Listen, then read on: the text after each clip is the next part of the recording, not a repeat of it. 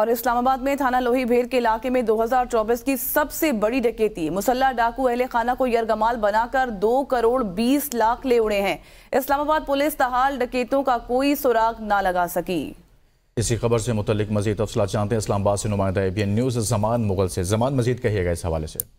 جی بالکل، یہ وفاقی دارالحکومت اسلام آباد کا مضافاتی علاقہ ہے، لوہی بھیر کا ایریا ہے، اور یہاں پہ یہ واقعہ پیش آیا ہے۔ 4 مسلح ڈکیت گھر میں داخل ہوئے ہیں اور اہل خانہ کو انہوں نے فرش پر بٹھایا اور فرش پر بٹھانے کے بعد بڑے آرام سکون سے انہوں نے ڈکیتی کی واردات کی ہے اور 2 کروڑ 20 لاکھ کے قریب جو ہے وہ نقدی لے کے گئے ہیں، جبکہ طلائی زیورات اور دیگر جو قیمتی اشیاء ہیں وہ بھی ساتھ لے کے گئے ہیں۔ اور ابتدائی طور پر جو ڈاکوؤں کے زیر استعمال گاڑی تھی اس کی تصویر اور اس کا نمبر جو ہے وہ سامنے آیا ہے، اور پولیس کا یہ کہنا ہے کہ اس گاڑی کے اس نمبر کی وجہ سے ہمیں جو ہے وہ ان کو ٹریس کرنے میں آسانی ہوگی، اور یہ جنوری کا جو ہے وہ پہلی سلامی ہے لوہی بھیر کے ایریے میں، جو کہ بہت بڑی ڈکیتی کی واردات ہوئی ہے۔ جی بہت شکریہ زمان مغل، اسلام آباد سے بتا رہے تھے۔